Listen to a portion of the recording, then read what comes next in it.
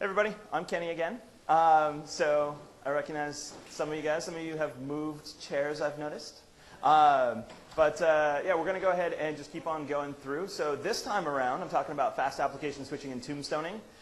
So basically what you're going to do when your application is not running, so when you are deactivated, and also some of the stuff that you can do in the background to have your application be able to continue doing stuff even when it's not up front. So again, this is a lot of stuff that is new with Mango. Some of the things, if you've been doing development with the Windows Phone for a while, like tombstoning, should be a little bit familiar to you. But for the most part, with the stuff that we're seeing around like fast application switching and the background tasks, those are new in the new version here. All right, so for this one, what we're going to do is we're going to go through the application state management, starting with the fast application switching, talking about tombstoning. We're going to look at some of the background tasks, including some things like setting up some scheduled notifications, and then how you can do the application navigation and application switching. So the first thing, I wanted to show exactly what fast application switching was so you kind of would know what that is. So I will launch a new Visual Studio here. And I'll just go ahead and create a new project just so that I can do a Silverlight app, bring up the emulator, and kind of give an example here. So right here, I've got the emulator chosen. I hit start, and it's going to bring that up. So that'll take a second for it to launch that. But there we go. Let's see, and we can see that okay? Yes, we can. Cool. So as soon as that comes up, it's going to launch into the application. So as soon as that brings up the actual page there, my application is now active. It's in memory. It's what's running. It's getting all of the CPU cycles. It's getting the ability for you to be able to do stuff inside of that application. But you can move away from this application. For example, if I click on this Start button right here, I'll come back to the Start screen. I can launch an Internet Explorer. It'll do some stuff inside of here. I can navigate around inside of Internet Explorer. I can bring up the search page. There we go. And yes. So that'll bring up that page. I can then go back to the start screen, move over here, go into settings. And basically, all of these things are added to the back stack. So if I were to push and hold the back button, it gives me the ability to kind of go through all of these. So all of these are suspended right now. And I have the ability to bring back any of them and bring them into active memory. So for example, if I were to click on the search, it brings that back up. And that becomes the active application. It takes it onto the top of that stack. So instead of being behind the settings page, now it's in front. So when I hit back, I go back to this system settings page. So I have the ability to navigate back and forth through those. And anytime that the application is not in front, it is not receiving CPU cycles. It's not receiving the ability to actually really do anything there unless you've set up background tasks, in which case it's really kind of running separate from the UI side of it. But you have those running or suspended, or you can also have them be unloaded from memory if you have a certain amount of them running already, and in which case you'll have a little bit of time to be able to save some settings in a process called tombstoning. So I'll show you some of that here. All right. So essentially, this is your application lifecycle. You start off running, then you become deactivated, then you become dormant, and then maybe you become reactivated, so you're running again. So when you become deactivated, you will save your state. When it becomes dormant, your phone resources will be detached. You'll have your threads and timers suspended, so they will no longer be running. There's some important things to do here around error handling especially. So if you were, for example, connected to a network connection and actively transferring some stuff down, when you come back, that network transfer will likely have timed out. It will have brought up an error for you, so you'll have an error message waiting for you that you have to handle. And because of the kind of concept of this, the multitasking that we have inside of there, you might have some unexpected out-of-turn execution kind of stuff where if everything was just going straight down the line, it would all work, but then something comes up and it doesn't work anymore. Yeah, question?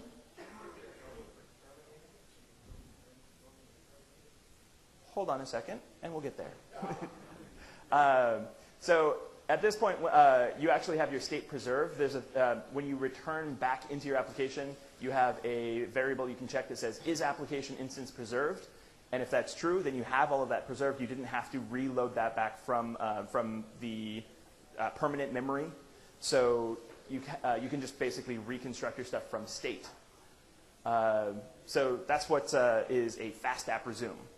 On the other side, where you actually lose your application, kind of there, you've got it where it's running, it becomes deactivated, it goes to dormant, and then, for example, if there's a certain number of applications already running so that you don't have enough memory to comfortably launch the next application, the oldest one, like basically the application on the bottom of the stack that is deactivated, will be Tombstone. It'll be taken out of memory so that you can make room for new applications. And so that goes down to Tombstone, but then you can reactivate that and then go back into a running application. So essentially, same kind of thing happens. You're going to lose access to your resources. Your threads and timer get suspended when it becomes dormant. But then the oldest application is going to be tombstoned. And the application state instance preserved is going to be false. So you know that you can't just bring that back. You actually have to load that back in from the actual permanent, like the isolated storage or the permanent storage on the device. So it's going to go with the kind of, if you've seen one of the applications come back in this state, it'll say resuming ... It'll load all of those things back up and then allow you to show your UI again. So if you look at it, essentially this is the full life cycle for everything. When you get your application launching, you get an event that gets raised there. Your page will get an on-navigated to event that gets raised, and now your application's running.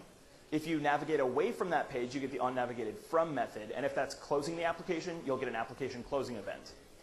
If you navigate away from the page and actually deactivate the application by moving somewhere else, not actually closing the application.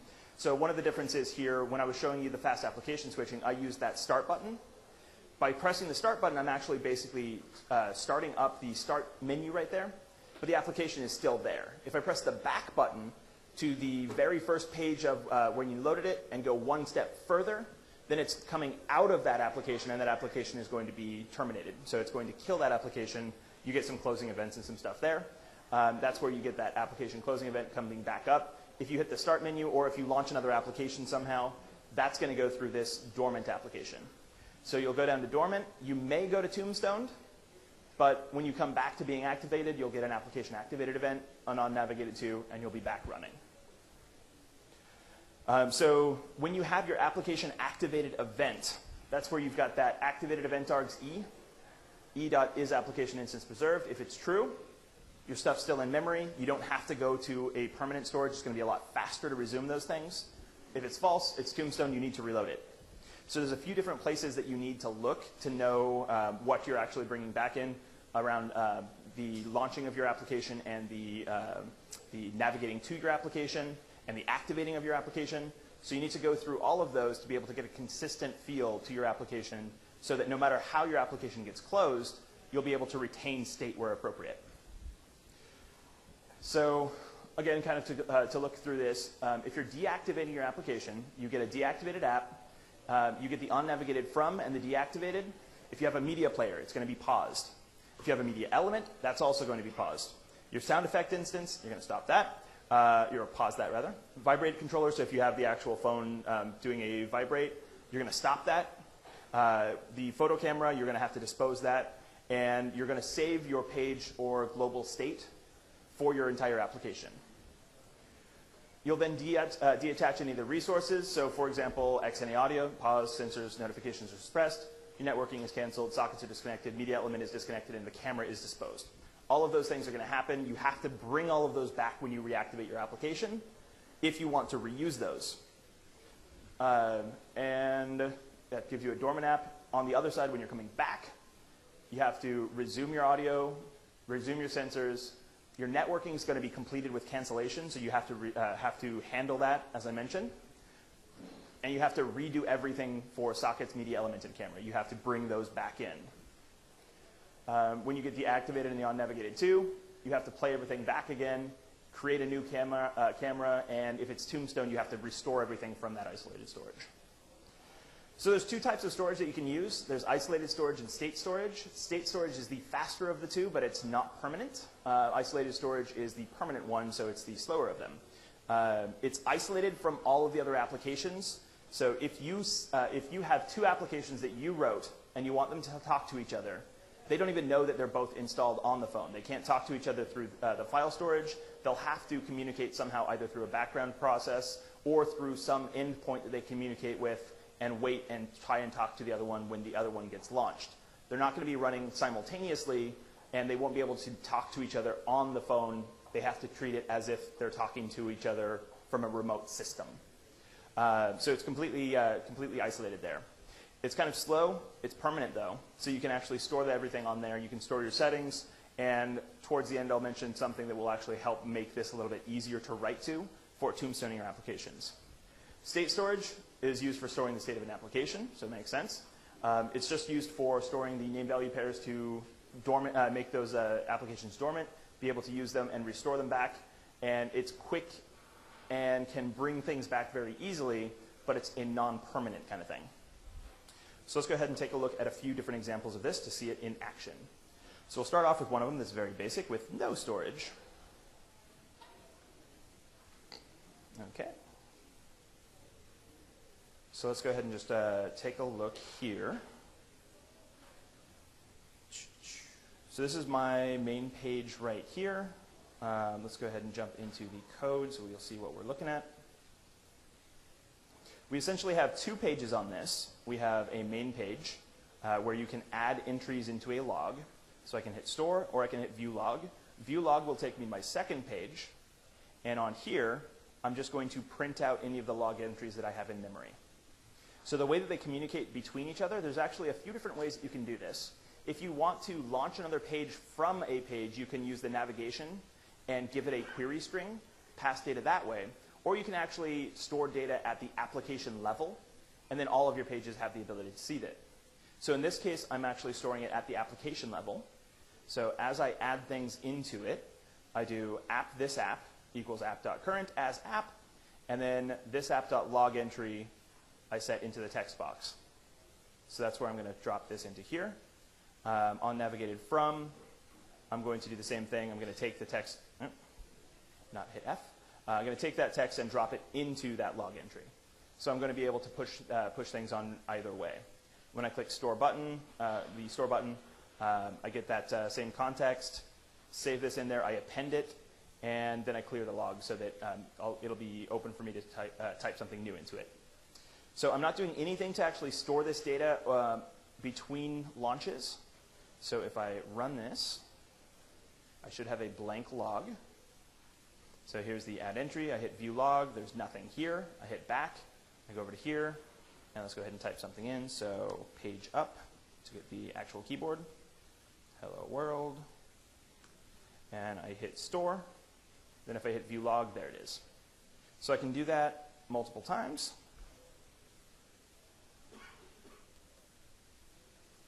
And if I view the log, they're all there. So because it's all in memory, it's active in memory in the application level, they're all going to be stored between the pages. But as soon as I leave this application, it's going to be deactivated, and as long as it's actually still deactivated there, I'll be able to see it. But if I get completely out of the application, it's going to be gone. So let's go ahead and just launch something else. Looks good. Come back. There's my log. It's still there because it never left memory. But if I hit back here, the application is now gone. You'll notice that I stopped debugging, but the application is still installed on the emulator. So if I run this, go into my log, there's nothing there. So as soon as it's gone, it's gone. So let's take a look at another example that we have on here, the second one on here, where we're actually doing some of the storage. So we're saving some stuff to isolated storage in this one. So what we're going to do, if I run this guy, it's going to look exactly the same. But I've added something in here to make it store. So let's go ahead and view the log first. There's nothing there. Test one. Store that. View the log, and there it is. So I'm actually saving that into a storage as well as putting it into the application. So if I go here, launch another app, go back, it's right there just as it was before. It was still in memory. But if I actually kill the application and relaunch it, it is still there. So we actually did that by putting a handler into the application closing event. Let me scroll down to here. So we have this thing that does the saved isolated storage, which basically is creating those name value pairs, dropping stuff into the isolated storage and putting it there. So this is done on application closing. And then I have application launching, load from isolated storage.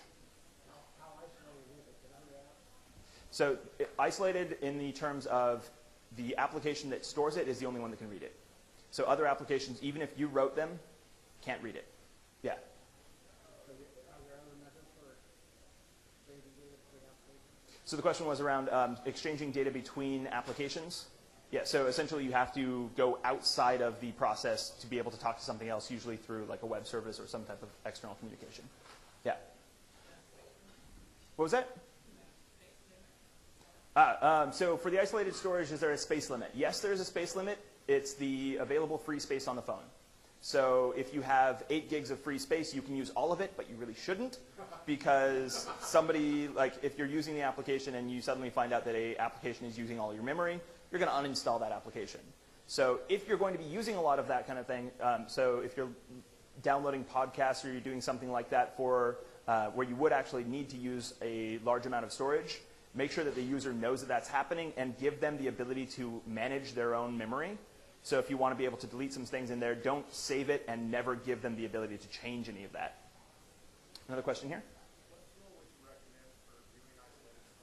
So the question was around viewing isolated storage. We can look at this a little bit later. There is a isolated storage explorer that allows you to take a look at that inside of here from the developer side. So we're not going to cover that on this directly, but we can definitely look at that a little bit later.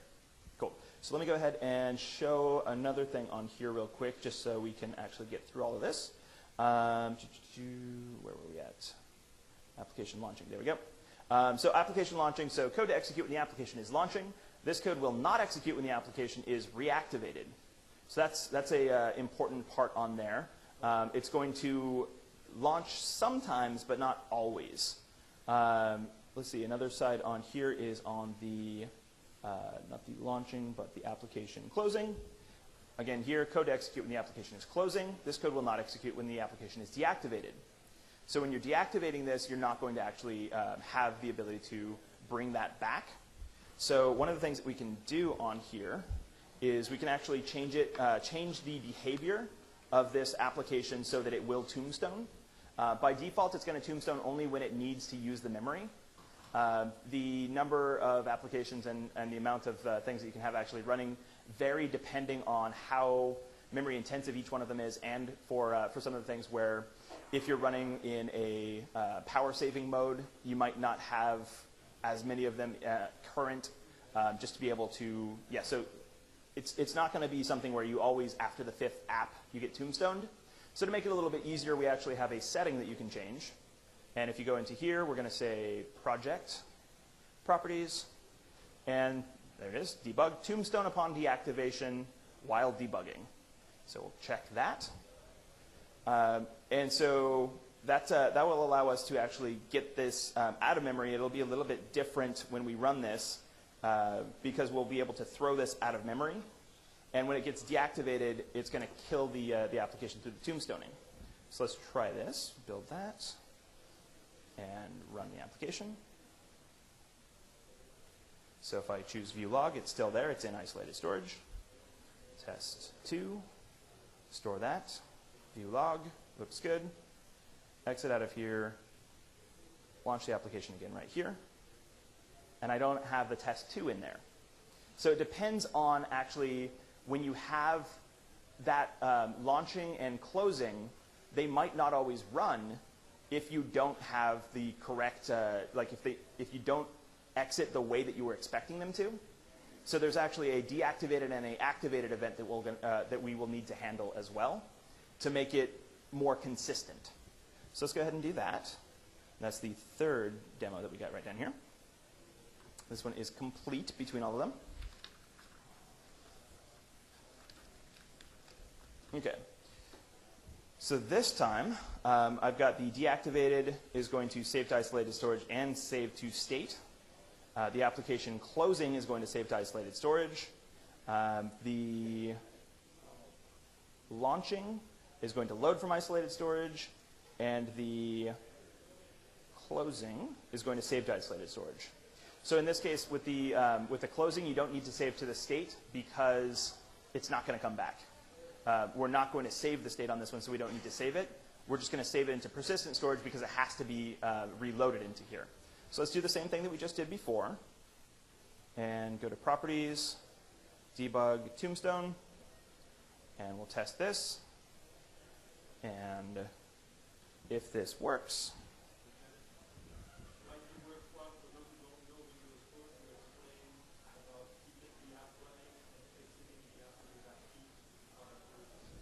okay.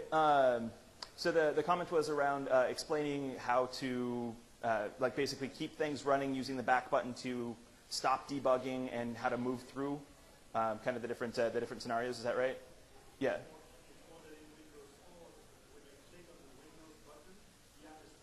Right. Okay, so the comment was on there. So I kind of mentioned some of the things, the difference between if I hit the start button here, how the application is still running. If I hold down this back button, it's still there. It's just been suspended. Whereas if I am in here and I hit the back button to bring back this, you get kind of the resuming thing. If I hit back again, it'll actually close the application out of memory.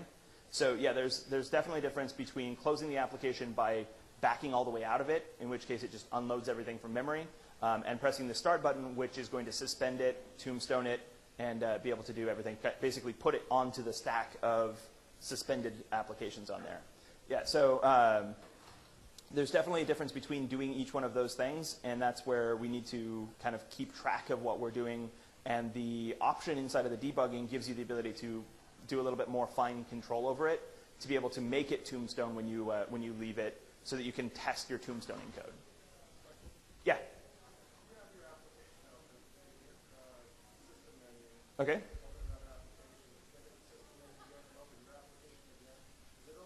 Oh, okay. So the question on that one, and that's a great question for this.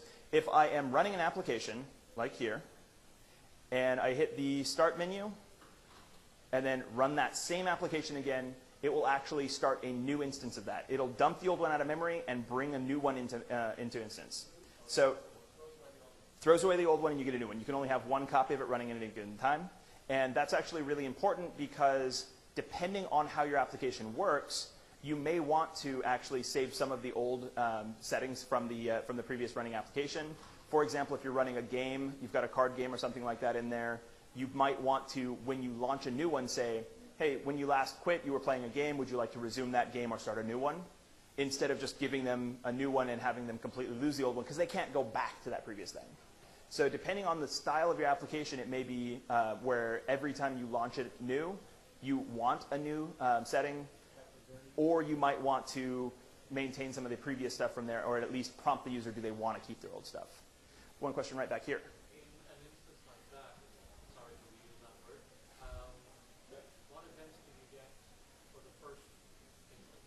So in an instance like what? When you're... If a user has kicked off an application, gone back to the start menu, restarted Okay. the application. So in the instance where you go to the start menu and relaunch the application, it's just like you're starting it fresh. What happens, what does the first instance get? So what does the first instance get? So you do have the ability, so let me go ahead and drop into here.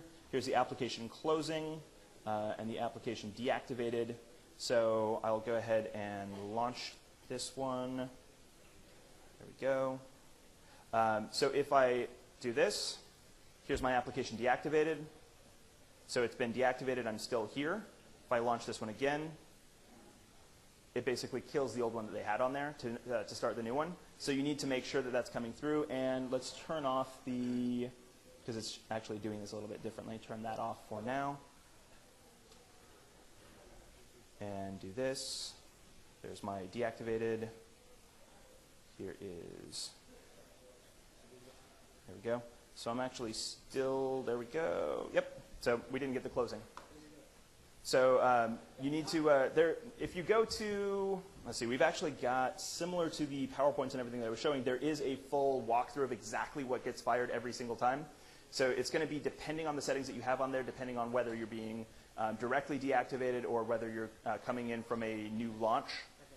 So we do have a link on the MSDN page, and I think I've got it somewhere in here. At the very least, I will make sure to bring that up. But we do have a walkthrough of exactly what gets fired in every one of those instances.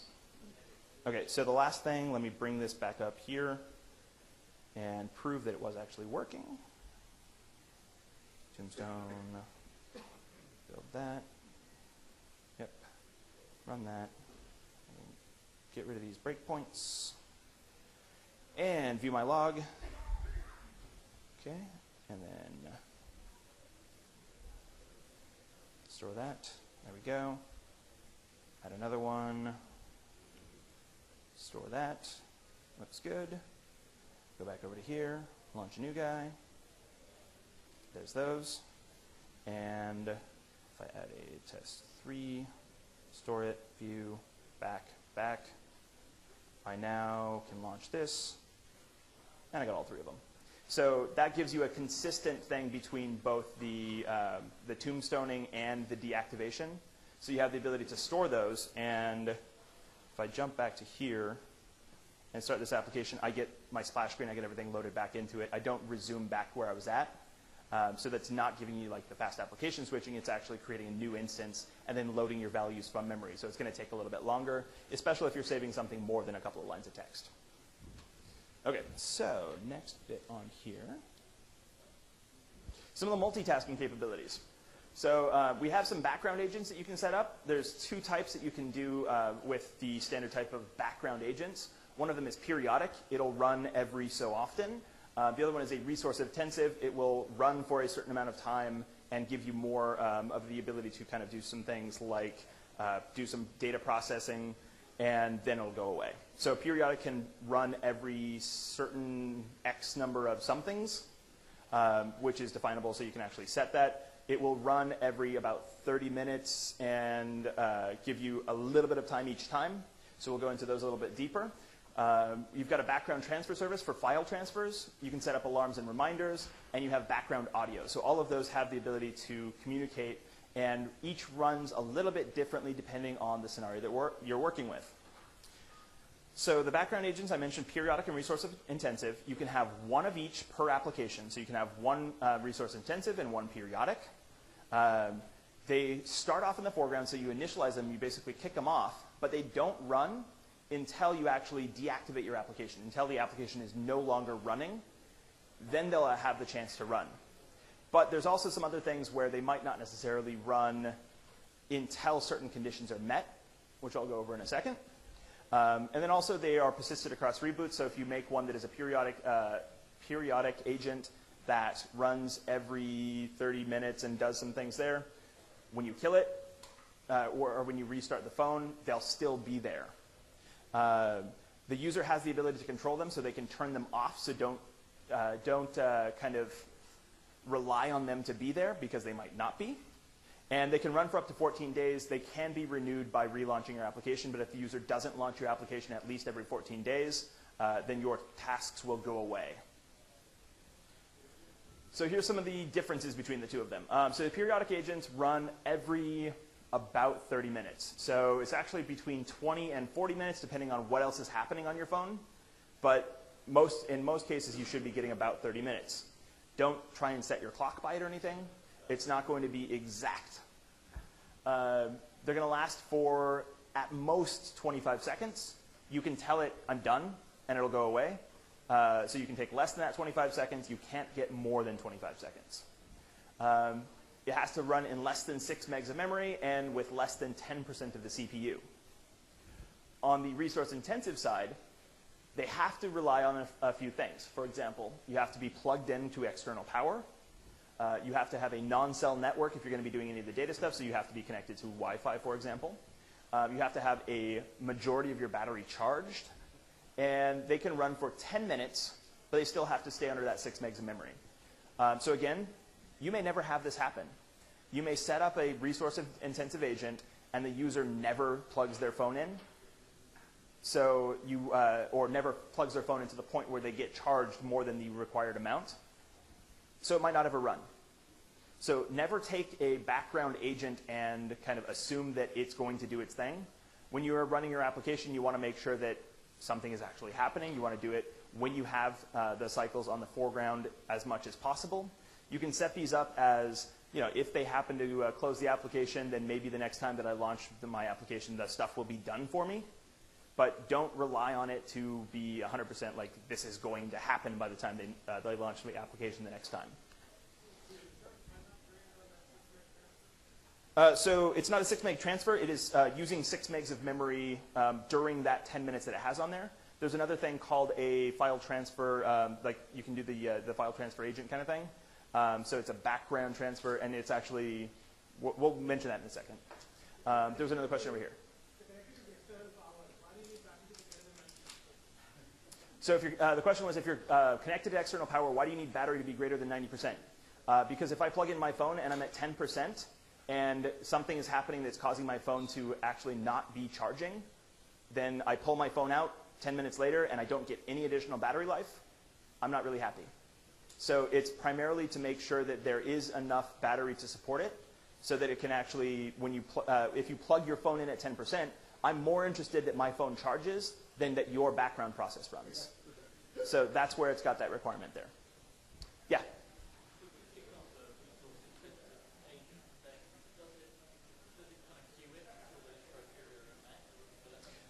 So the question was, if you kick off, and it's true for either one of these agents, does it run it until, or does it queue it until the criteria are met, the occurrence or the external power, all these kind of things? It's just going to sit there. It can last through reboots and everything, so it could be there for the entire 14 days and never run. But if you plug it in on day 13 and get that full charge and have all of the requirements for it, it will run. So if you launch your application again, you can pull it up and say, have you done anything? Do I have new stuff in my isolated storage that I've had created from that? No, that hasn't happened yet. So you'll have to do it on the foreground. So it's more of, let's queue all of this stuff up, try and do as much of it now, and if they happen to kill my process, then hopefully they'll be able to do all of this, and I'll have a further step than I was before. But yeah, you don't have a guarantee that it's ever going to run, just that it will run as soon as it has the ability to do so. And yeah, there's some limitations. So 18 periodic agents or less, and again, that depends on some things, like if you're in battery saver mode, it's not going to have multiple of these kind of running in the background. So yeah, you can put it up there. You can tell it to wait. It'll wait patiently until all of the conditions are met, but might not ever happen. Okay, and so here's what you can do. With your background agents, you can affect things like the tiles. So this is actually a great step. We're going to be doing some more stuff around live tiles. I think Kevin is going to be covering that in a bit. But if you have an application, you used to have to communicate with an external service to be able to update anything. You can now update your tiles based on an actual background task running on the phone itself. So if you wanted to do something like check the weather every 30 minutes, you can have that background agent just hit a web service, check the weather, update your tile, and then be done. So you don't have to run a background service just to handle the tile notifications, and you don't have to send those down. You can affect toast, so you can send pop-ups, and of course toast, and we'll talk about this in a second, but that's the little message that you get for notification. That can launch your application to be able to, if you finish a task, you can have it launch a toast. When you tap the toast, it brings it up, and you'll say, like, processing done. You can launch your app again. You can access location, network. You can write to isolated storage. You can read from isolated storage. You can access sockets. And a lot of the framework APIs are available, but not all of them. That link down at the bottom there, which is available from the learning page on the create.msdn.com site, will list exactly what you can do. But most of the framework APIs you can communicate with. You cannot make it display anything outside of sending notifications through tile and toast, so you can't control somebody's screen. You can't access pretty much anything on the XNA side. So a lot of those are very graphics intensive or processing intensive. You can do other things to do similar capabilities, but you can't access anything inside of the XNA namespace. You can't access the microphone and camera because that would be really weird. So some of the sensors are restricted on there, so you can. So the question was around Bluetooth. So we don't have a direct Bluetooth stack for custom Bluetooth profiles. The only thing that you can do with Bluetooth on the Windows Phone at the moment is through keyboard or headset. And so that would be under kind of the input and the camera and such. So no, you would not be able to. You can't play audio, although you have a background audio API that I'm going to go into in a little bit, which you can access. But yeah, you can't make the phone kind of like do communication through any of the other capabilities through like microphone or audio or those kind of things. Yes? So you have the ability to get some of those. It's in a restricted form, so that's where you'd want to hit that to get the full details on that. But yes, you can, and actually I'm going to show kind of a little thing on how you can do that. So, but for in-depth, that link. So let's take a look at this location. Okay, I can close all these. Let's actually close the emulator so I can bring that back up fresh. And we'll do some multitasking stuff.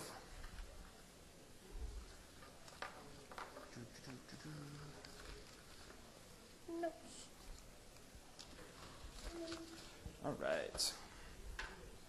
So in this example, what we're going to be doing is basically setting up a background task that will be able to launch some notification through a toast just to show that we know that it is actually working. So what I'm going to do is you'll notice there's a start tracking button right here. When we click that start tracking button, we're going to set up a periodic task. We're going to start doing the tracking and by finding the scheduled action service and set that up. So let's go ahead and run this. It will start a new emulator, so I get fresh without any of the other captain's log stuff in memory. And so what I'm going to do is I'm going to take this guy and start the tracking service, just make sure that everything's working, and then show where you can do the configuration on this. All right, so standard application here. If I do that one, testing, store, view, looks good. Go back. I'm going to hit start tracking.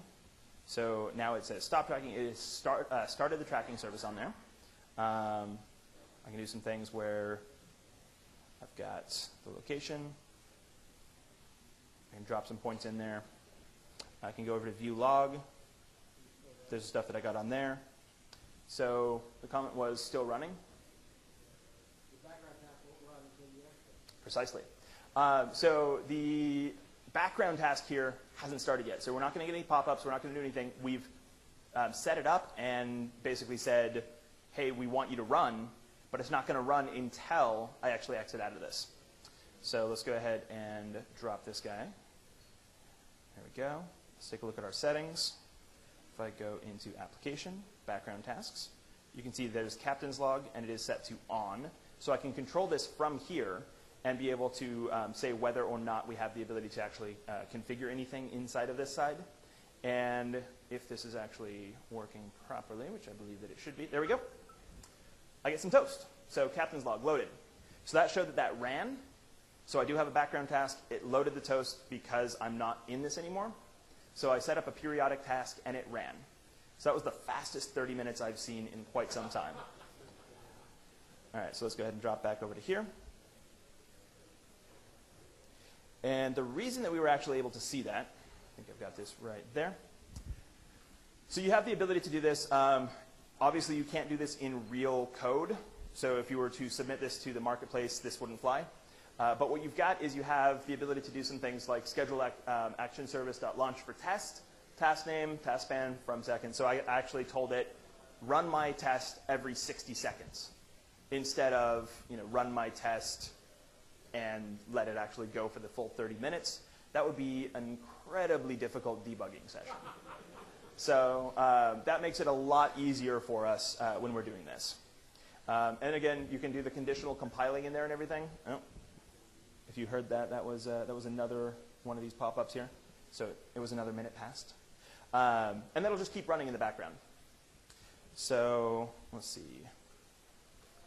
If we actually want to debug this thing on here, you'll notice that when you exit out of this and have a background task running, you don't actually lose your application debug state.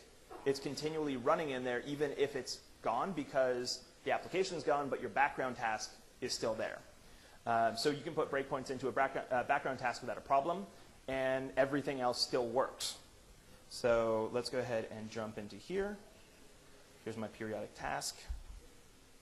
And I believe, let's see, start tracking is here. Here's a periodic task. This is where it sets it up. Move agent, periodic task, there we go. .find, .show is enabled. New periodic task name. Oh, launched it again. I missed it. Launch for test, periodic task name. Okay, so this one is going to be inside of right here, there.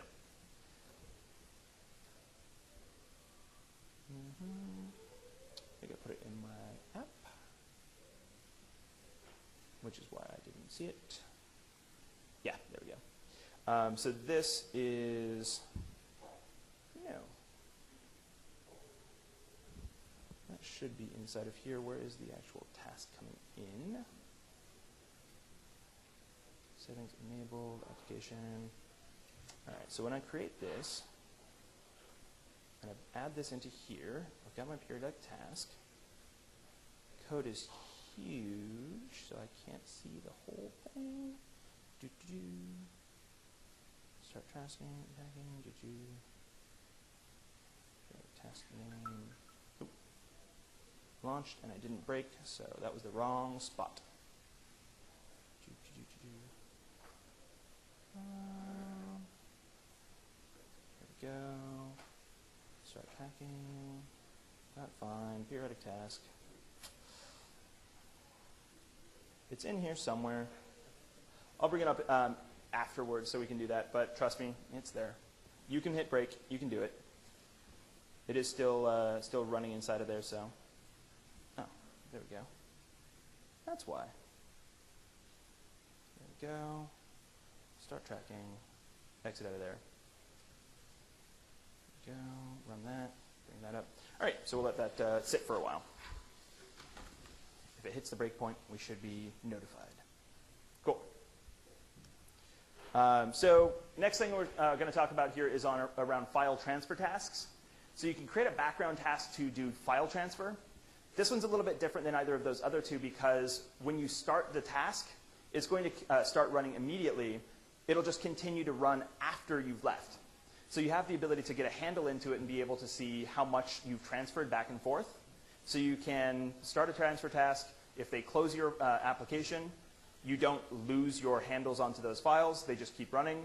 When you bring them back, you can check to see what their state is and see what's happening inside of them. So you can run through there. You can monitor the status. You can fetch from HTTP or HTTPS. Right now, there's no FTP support, unfortunately.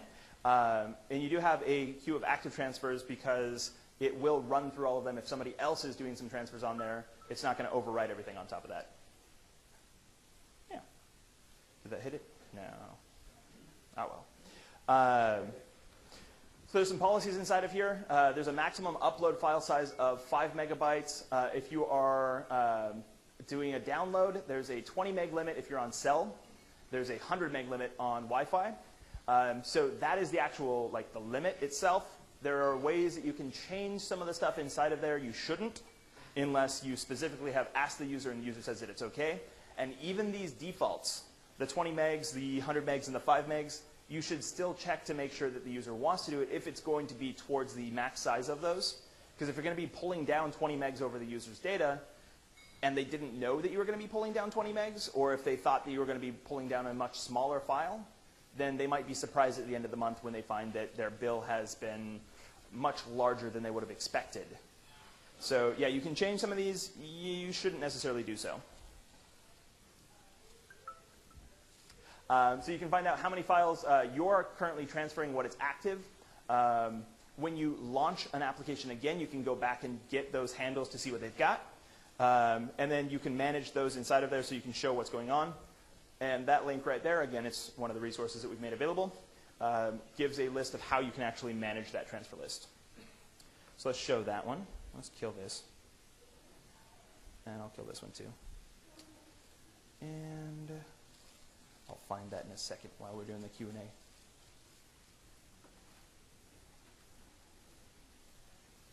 Okay, so this is the file transfer one.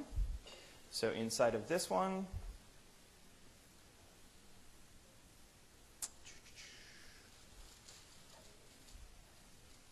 so there's the fetch file button. So inside of here, there is just basically a button that you click on. Here we go. So there's that start fetch. It's going to fetch this picture, and it's going to start a transfer request and download the file. And then it'll add a transfer, so it'll actually start doing the transfer and listen to the transfer progress. So here's the progress changed event. So it'll do that. And then the transfer status change, so it'll know when it's finished. So let's go ahead and hit run. Hopefully my internet's still working here. And so when I hit this one, I'm going to click on it. It's going to show a transfer dialog. So it'll show how much of it is transferred on there. And then when it's finished, it should load the file. There we go. So I hit start fetch. I could go and do something else right now, but I want to show right here. It's actually showing how much is received. If I exit out of this, if I come back into it, there we go. Stuff's happening.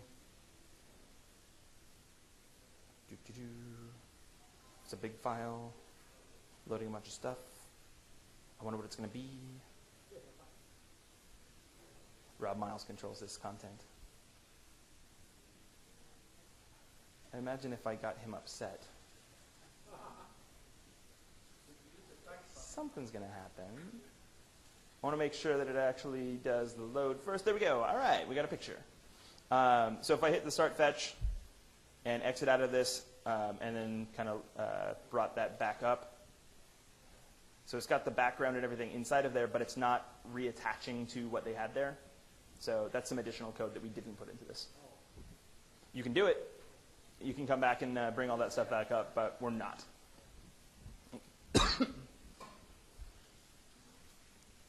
All right.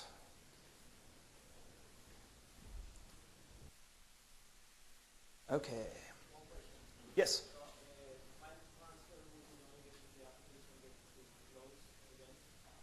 Yeah, so essentially what happens, the question was around what happens with the file transfer when you close the actual application itself.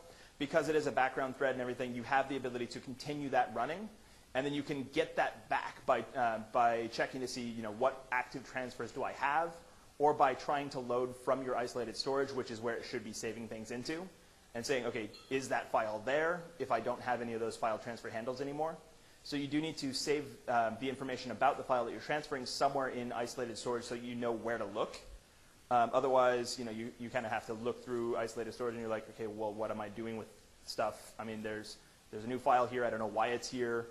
So you need to actually store some of that. You need to save some of that into it and be able to work with it from there. Yeah, another question over here. So the question was around if my demos are on the memory stick. I don't know what's on the memory stick. I haven't seen it. These are on the memory stick? Brilliant. All right. So yeah, I haven't yet seen that. I know that they were all on the chairs this morning when I came in, but they weren't there last night when I left. So somebody put them there. Memory stick fairy. What's that now?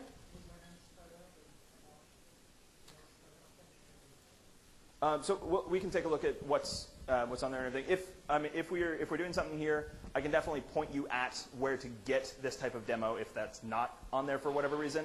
So we'll figure it out. Okay, so for audio playback agents, these are similar to the file transfer agents in that you basically will launch one of them. It'll continue to run while your application is running, but then when you leave, it can keep on running. So you don't have to close your application. You don't have to do anything like that. You just basically start it up, let it run. So you can have the ability to do like playlists or files or some things there.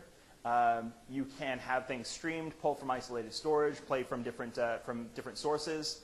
And as you're going through working with the audio, you do have the ability to subscribe to things like if the file's about to finish playing, you can do something to queue up the next one. So you can pull inside everything inside of here. You do have integration, so when you press like the volume up button, you'll be able to see what's playing, and you'll be able to control the playback of that in the transfer there. You can launch it directly from like the start menu. You can do the volume control. You can do the music and video hub inside of there, so you can integrate it into the rest of the phone, and you can integrate it into parts of your application by getting back information about that playback, similar to how when we were doing the file transfer, we were able to see that transfer state. You'll be able to get the state of whatever you're doing with the playback. So you have scheduled notifications. This is basically like one of the other tasks that we have. You create something and say, at this time, I want you to do this, and it gives you the ability to set up either a task reminder or a kind of an alarm. They do persist across reboots, but if you turn off your phone, that time passes, and then you turn it back on. You're not guaranteed that it would have run, so you just need to make sure that that's, again, one of the things where if you set it for a certain time, the phone's got to be there during that time. It is going to use the user settings. Question here? Say on-phone notifications. Is that I'll show you. Yeah, so there's a picture right after this one. Consistent with the user experience on there, it's the on-phone notification, so like this. So it's not like if the phone's about to ring, I can't capture that in the background task? okay, so the question was around if the phone is about to ring, can you capture that in the background task? No. So you don't have the ability to intercept any of the standard phone type of communication. So you have the ability to push your own stuff here. You don't have the ability to pull from other people's stuff. So if I wanted to go look up a phone number from a spammer and didn't want to answer it, I can't do that only with. So the question was, if I wanted to look up a phone number from a spammer when somebody's calling me and just be able to see, like, you know, if I don't have them in my caller ID, be able to look it up, I won't be able to do that? No, you would not. Yeah. Okay, so the alarms versus reminders, this is kind of the difference on here. Alarms, they just pop up, kind of a message box kind of thing. You can snooze and dismiss like normal. You can customize what they've got on the sound. You don't have the ability to jump into an application from there. And they can't stack, so if one of them comes up and another one is coming up, like, it won't give you the ability to do, like, on the right where it says 2 of 4. So it's a more rich thing with reminders. You have the ability to do all of the snoozing and dismissing and everything. You can launch applications from it. Follows the settings that they have for the rest of the stuff on the phone. And it'll actually integrate with the rest of reminders. So if your reminder pops up at the same time as my meeting reminder from Outlook, those will use the same UX. So to create one of these, basically you go through here, say egg reminder equals new reminder, give it a begin time, give it some content to be able to show. You can show where it's going to navigate to if you actually launch that, and it'll create all of this. So let's go ahead and see that. Although, before we do that, you also have the ability to find an existing one by name, so they're all treated by name inside of there. You can bring them back, change them, remove them, do anything there. So let's take a look at that. New here. Egg timer. All right, so for this, basically what you do is you're going to choose an amount of time, and after that amount of time has passed, you'll be able to actually bring up that type of an event. So how many seconds you want to wait on here. This is fast boiled eggs. So let's go ahead and just say 5 seconds. You'll notice, waiting for egg, start, eggs away. So now it's going to wait there. It's not guaranteed at the second level. You're basically saying, okay, after about this much time passes, and as soon as it actually starts processing some of these background tasks and everything. So give it a second, there we go. So gives me the notification, I can snooze it, I can dismiss it. You don't want to snooze your egg. And you can actually launch this, and it will take you to your application inside of there. So let me start the timer, exit out of the application, wait that for a couple of seconds again here for that to launch up so that I will be able to actually launch into that application. And eggs. There we go. Launch that. And then we get the egg ready. Question, yes?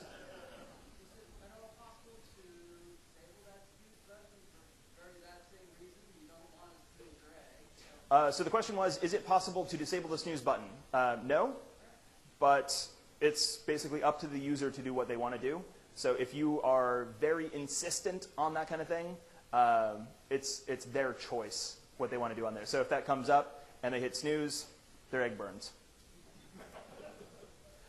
All right, so let's jump back over here. So you can customize quite a bit of the reminder. Question was just about the customization. If I bring this back up to here, this is some of the stuff that you can do inside of here. So you can set the begin time, the content, the recurrence type, the navigation URI, and you can customize all of these things. Beyond that, if you want to customize the look and feel and everything, you would have to do that by that launch into an application. So they would have to launch it from the reminder to a page like I had with the egg, and you can put any customization there, but it goes directly into the same user experience that you're seeing with the phone itself. Let me go ahead and go through the review, and then we can do some questions because we're just about out of time. So essentially, application has the ability to create background processes like the periodic and resource intensive. Once you've stopped an application, you can set up notifications, whether it's running or not. You can have audio playback running alongside it and after it closes. Same thing with the file transfer. Applications that are background processes can communicate through isolated storage. They are basically the same application running, but not with shared memory. And then Visual Studio, you can debug those. I'll show you that, I'm sure, even though I didn't get the right event to fire actually there. And then the bonus, the thing that I mentioned, is Tombstone Helper. So Tombstone Helper makes it a lot easier to tombstone your applications. If you want to persist a bunch of the UI from, like the actual state of your UI from a Silverlight application, it's really easy. You just basically say this.save state and this.restore state, and it crawls through your tree, finds out what all the values are, and then it'll crawl through them and push it back. And you do have the ability to do things like go through it and save everything of type text box and only limit it to that kind of stuff. Cool. So that is the time that I have on here. So we've got a couple of minutes for Q&A, or what's the... Yeah, and actually we have a question from online. Flickr or Twitter? From Twitter. Flickr. Oh, yeah. I'm doing a Flickr augmented reality question. application. It's on my head. So it's from RMAM 2011. What is the difference between dormant and suspended? So the question was, what's the difference between dormant and suspended? So dormant means that your values are all still in memory. So basically, okay. Let's see if I can actually show difference on here. Yeah, so there's essentially when you have a suspended application, suspended could relate to either the Tombstone or the dormant version of the application. It's not receiving CPU processes, it's not CPU cycles, it's not being actively updated through there. And when you return back to the actual state, you get to figure out, so the suspended application just refers to anything that's not actively running. Dormant means values in memory, but not actively running. Tombstone is basically nothing inside of there, and you don't have access to that. You have to load them all back from isolated storage. Cool. So we got, how much time have we got between the next one? Yeah, we got time for one or two questions. Okay. Yes. Mm-hmm.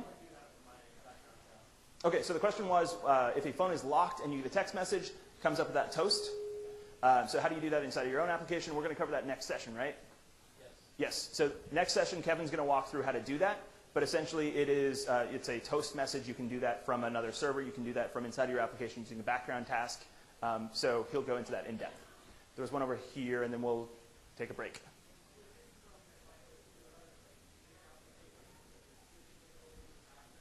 Yep. What was that now? Okay, so the question was, when you're switching between applications, if you have a background audio agent running, will there be any pauses in the audio? There shouldn't be. So by design and everything, it should just be a seamless experience going from one application to another. So you should not see anything in there. One thing that I will mention on that one is that depending on if the user already has something playing in the background, your application should be polite, especially if you're looking at games. And they should ask, do you want to play my background audio, or do you want to continue listening to what you have? So if you're playing a game and somebody's listening to a podcast and you kill their podcast, they're not going to want to play your game anymore because they were looking at doing that in addition to something else they were already doing. You should be nice, and that's actually one of the ways that you can fail certification is if you're not polite to the user, if you don't allow them to get that choice between playing your music or theirs. Okay, so we've got time for questions towards like later on Yeah, here. so we're all going to be here after. We can answer as many questions. And tomorrow we have a whole day for questions. So if you're not going to be here tomorrow, stay after whatever questions you have. We got a lot of guys that can answer. Yep. But for right now, let's take a break. Yeah. We got a 15-minute break that you can ask questions during, and then we'll start back. Yes, back at 2. Perfect.